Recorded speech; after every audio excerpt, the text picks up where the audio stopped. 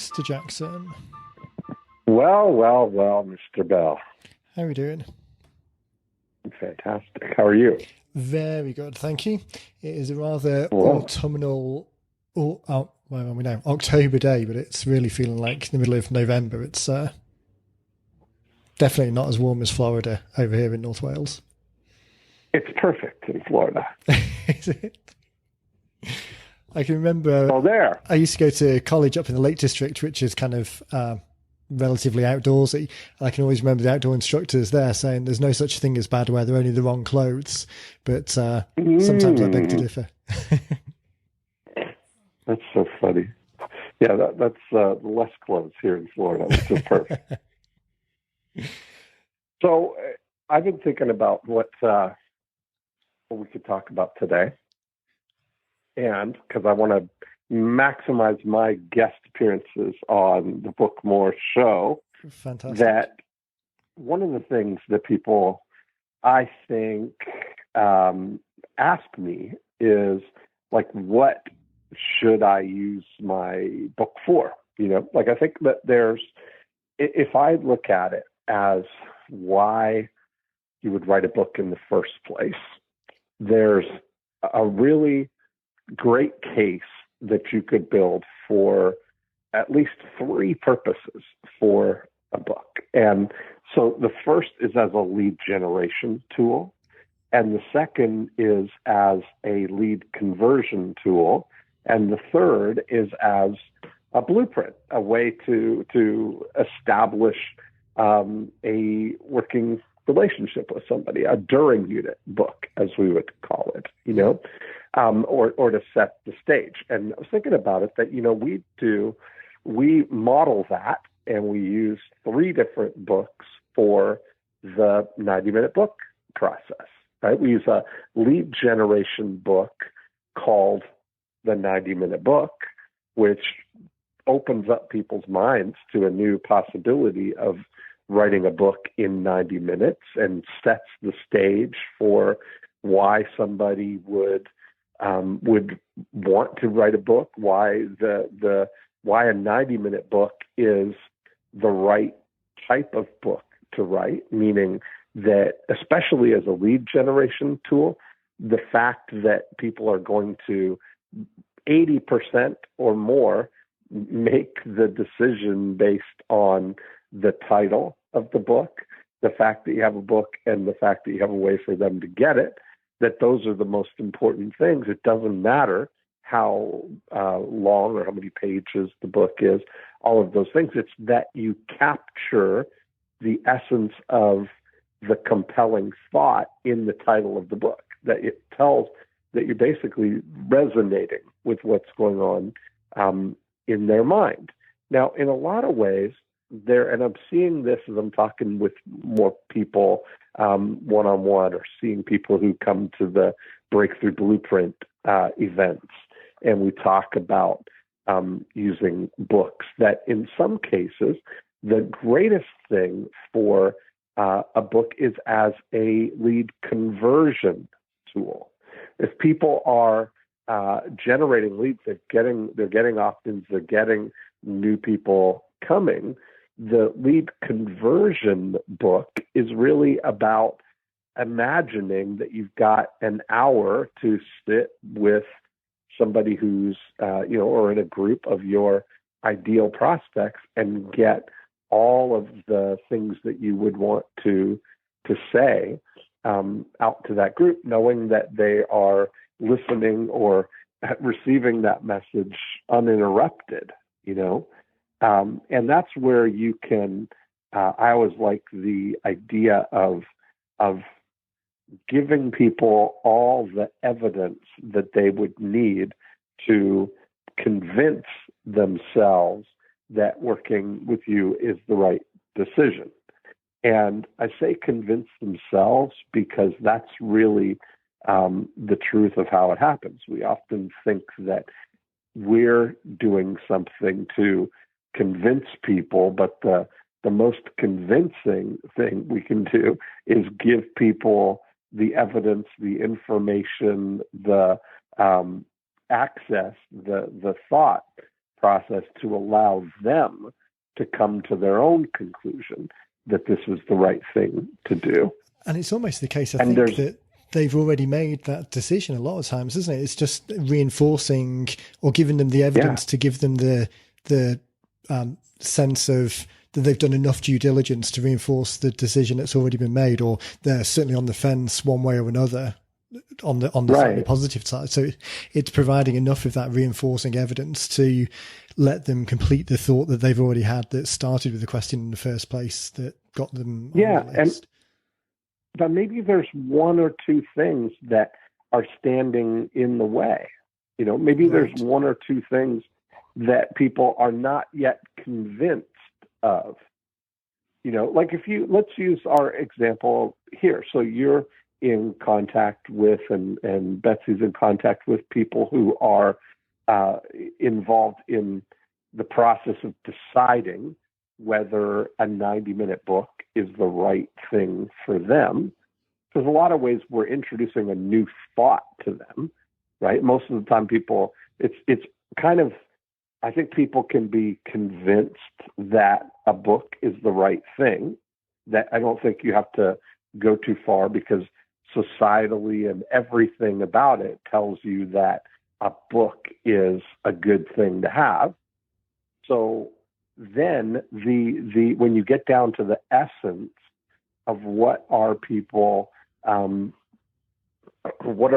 sort of debating, or what is the block, and people might think, what would you say would be some of the reasons that people might be reluctant to do a 90-minute book, or resistance or questions, or something that may block somebody from that? Do you have anything that kind of comes to mind? Yeah, what definitely.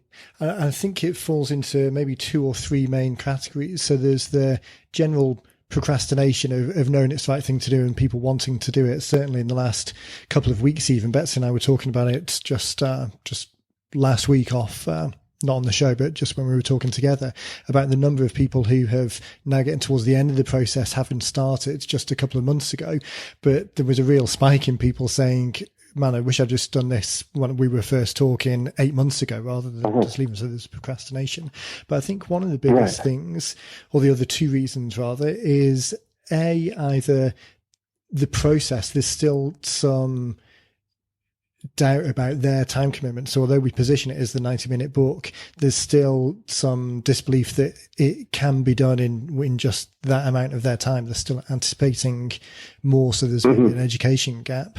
But the other one, which is maybe even more the bigger group of people fall into, is people not necessarily seeing it as this is a good thing to do, therefore I should do it, rather than coming to it from the point of view of the outcome of this will be engaging these people, this much extra business.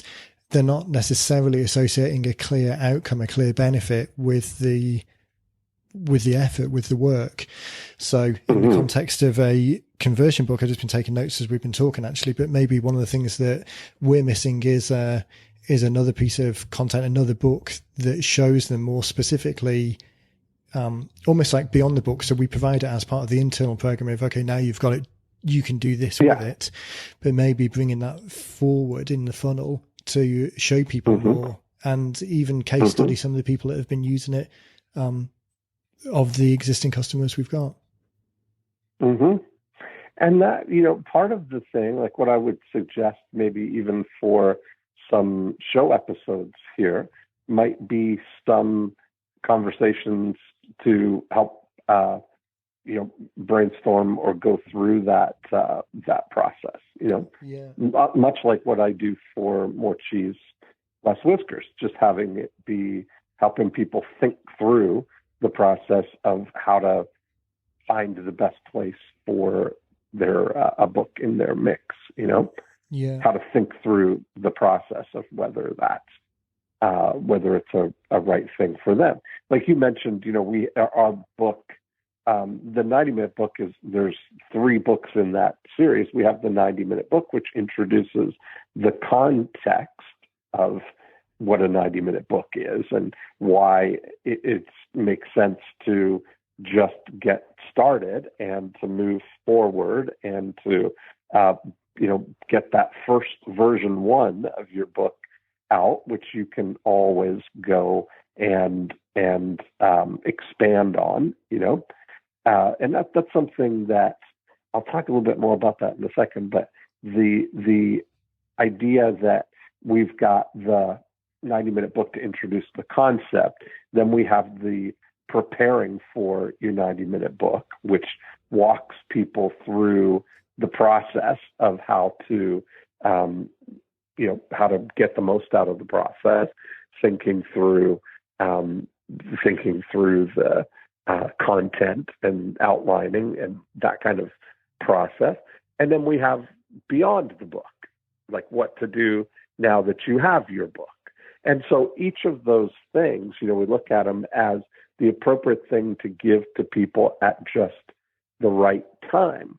And so a lot of times people might think, well, I get all the leads that I need or want, but the place for a book in their business might be in preparing people to have the best experience with you, or preparing people to, or equipping people to use the experience with you as a catapult to a bigger and better outcome.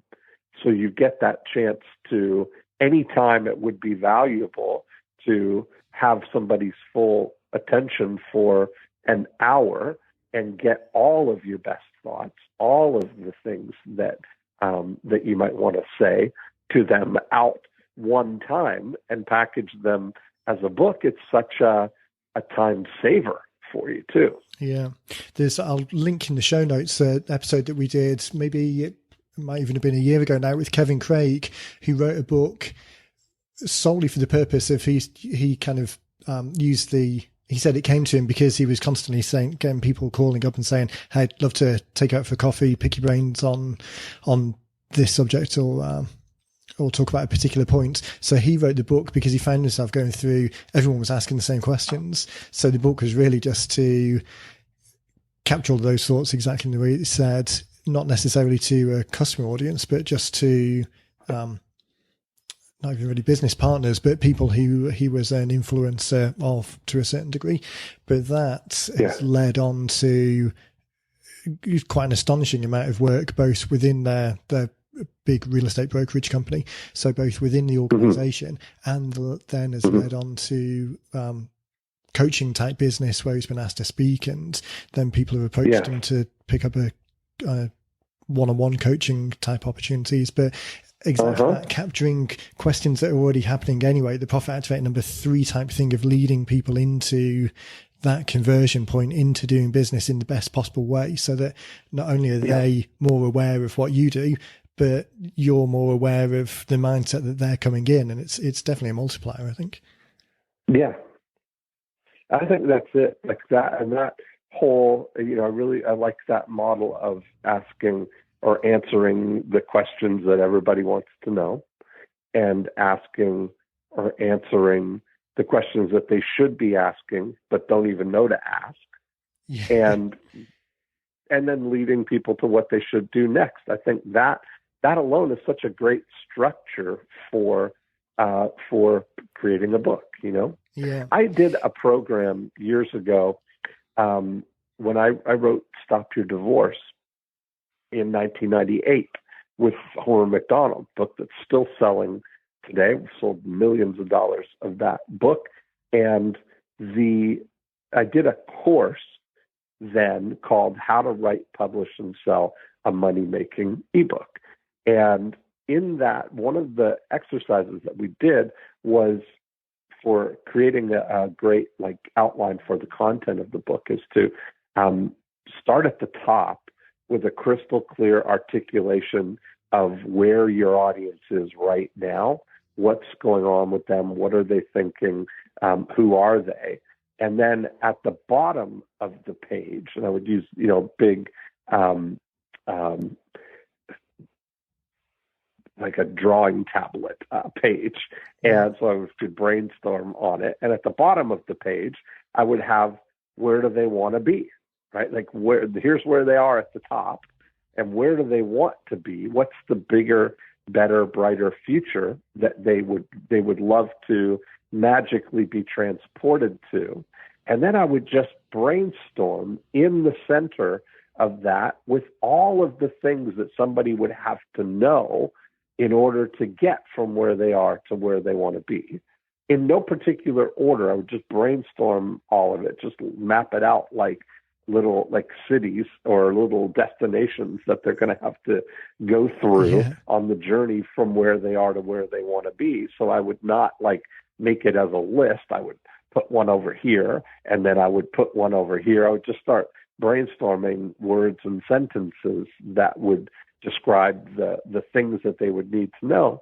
And then I would take a pencil and kind of start mapping the journey from the top, from where they are to where they want to be, with the path of the order of cities that they need to kind of go through to get there.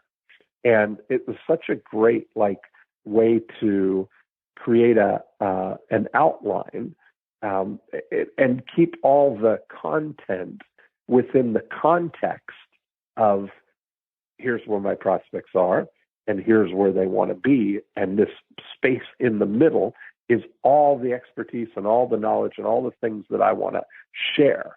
So I want to tell them about this, like you look at, if I were doing that outline for our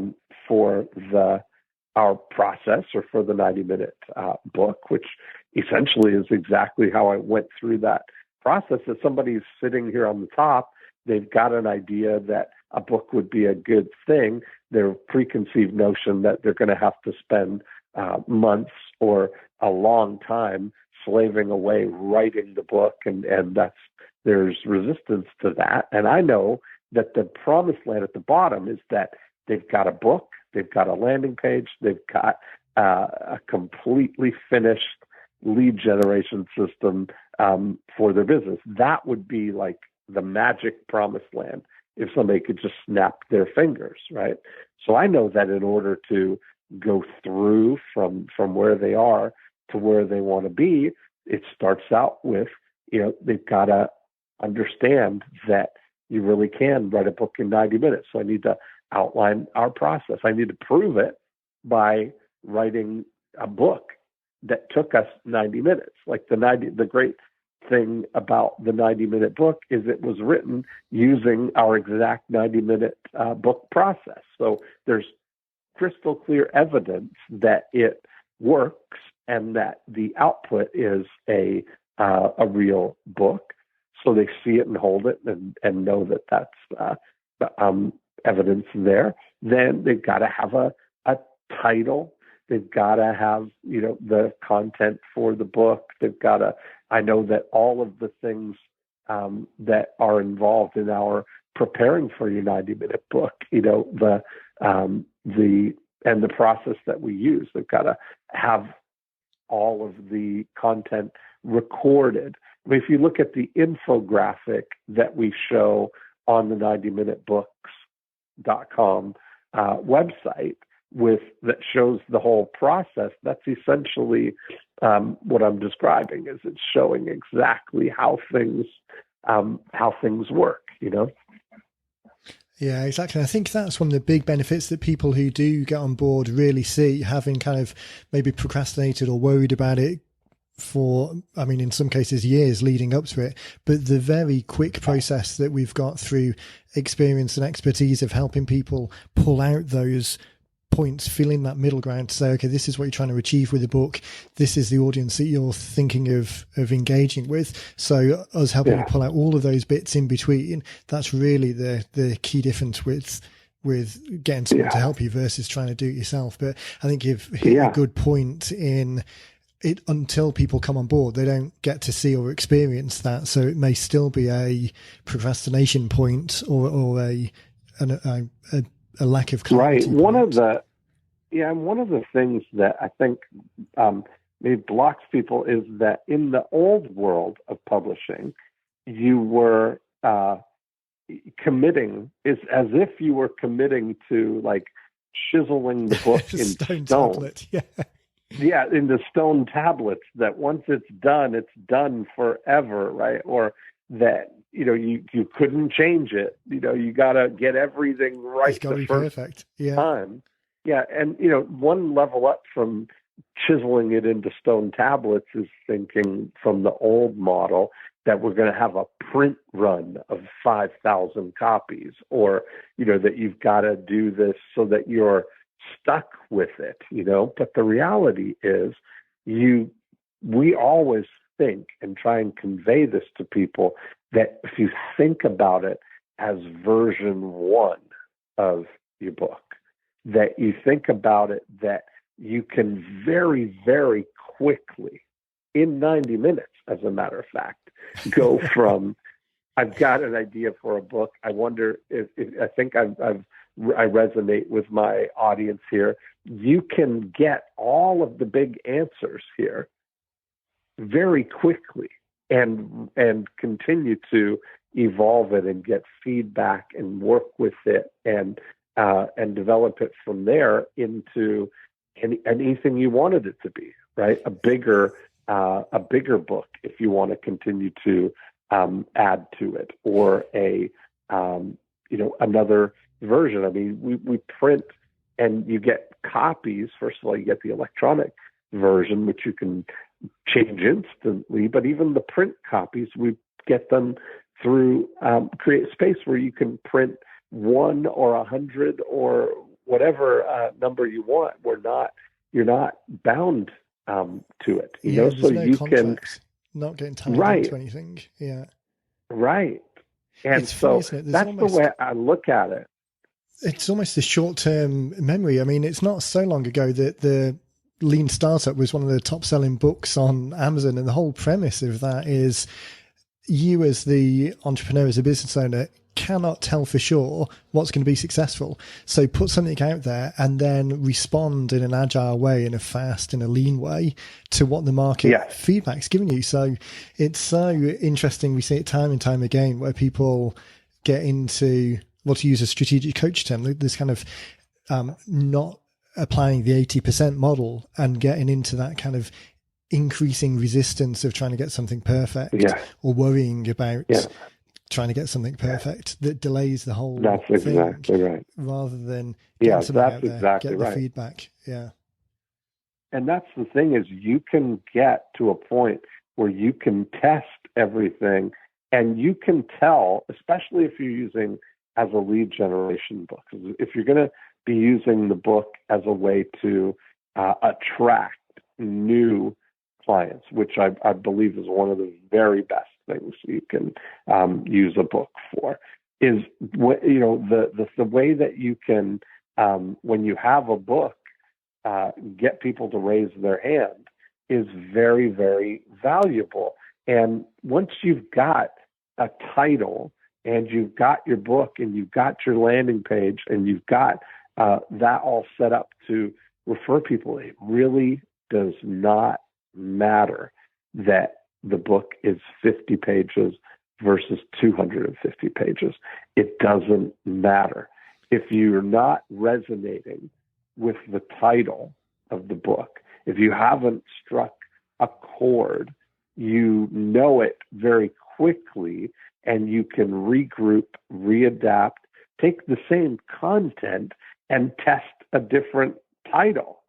Test, that, rather than investing so many extra units of time that it would take to get the book complete before you ever know whether it's something that the audience even resonates with, Yeah, I couldn't agree more. And that whole principle of getting it out there to test in the market before burning all of those units on something is quite, is I think one of the biggest missed opportunities that we talk to people about, or people who do eventually come on board after they've delayed for some time, really kind of regret because that time's passed. And that's one of the biggest things one of the biggest reasons I'm such an advocate of getting version 1 out there in actual book form versus getting a transcript and shopping it around to your friends and getting opinions on it. Is Dan Sullivan had a great thing. He said he never tests ideas on non-check writers, which is really a valuable thing, right? He never, especially never with people that he writes a check to. Right. The only vote that counts is the person who can write you a check.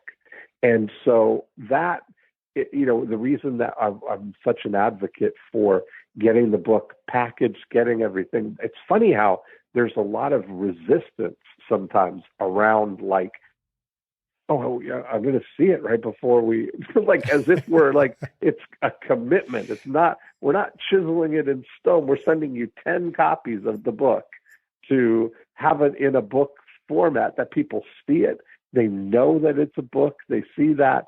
And what you realize is that then removes the need for people who you show something to as a manuscript format.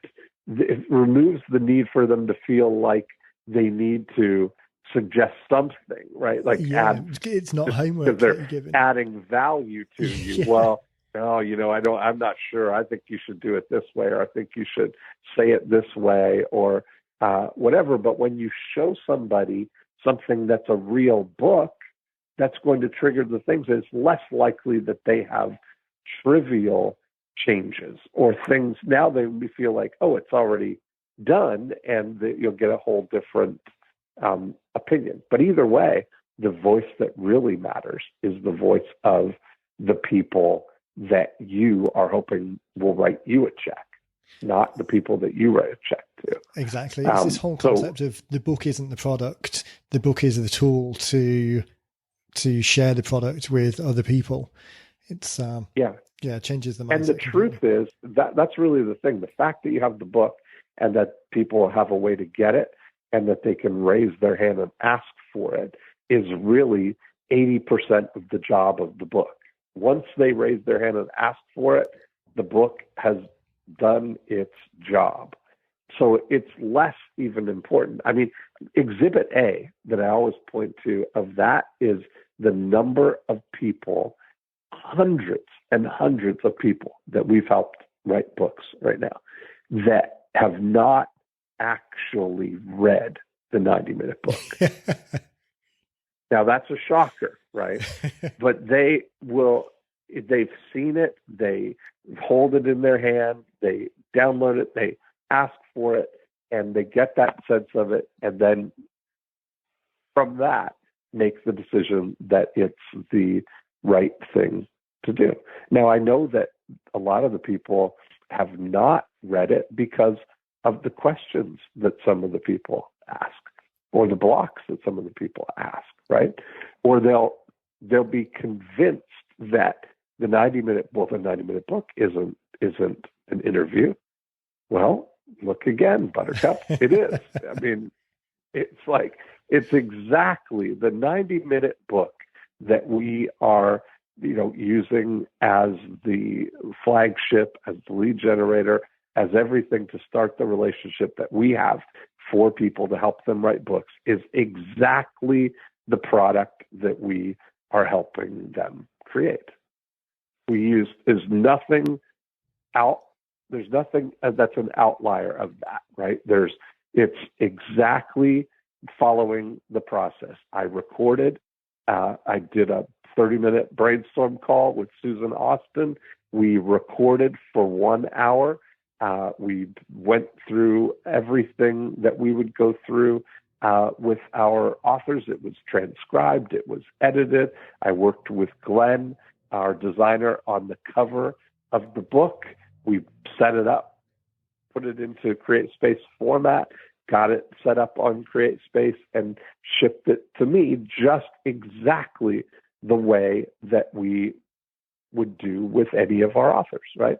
It's exactly a product of the of the process that we are helping people with, and that has been the catalyst for all the hundreds of people that we've helped write books, right? We use it to run AdWords, or not AdWords, sorry, Facebook ads, to generate new leads for people to download the book, then inviting them to come on a workshop where we can help brainstorm some titles, and then inviting people to have us help them write a 90-minute book. It's exactly modeling the process that we help everybody else do.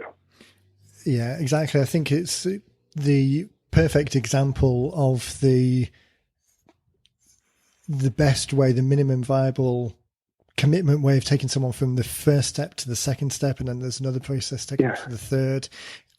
The job of work of it is that first example that we had, the lead generation type book, and it's really the quintessential example of how effective a 9-minute book can be. And like I said, done in exactly the same way. Yeah. Yeah. So that's been, and that's become a real business. Like I said, we help hundreds of authors, so that's my deep thoughts for a Saturday morning. I think that's a perfect place to leave it. Leave people wanting more for the next one, but hopefully by that point, people have listened and realised that if they are having a thought, there's nothing really holding them back. Jump on board, and where are we now? The beginning of October. So, certainly by the end of the year, they can have a funnel out there, getting people to raise their hands or helping converting existing leads, and really moving the dial on something that's meaningful. Yeah. That's it. Fantastic. Well, thanks for your time. We'll catch up again in a couple of weeks. For anyone else or for anyone that's listening, dive over to 90minutebooks.com/podcast. Get all the show notes that we've got. This is episode 39. So we'll have a transcript and show notes and some of the links for things that we've talked about. So thanks, Dean. We will catch up next time. Thanks, sir. Bye.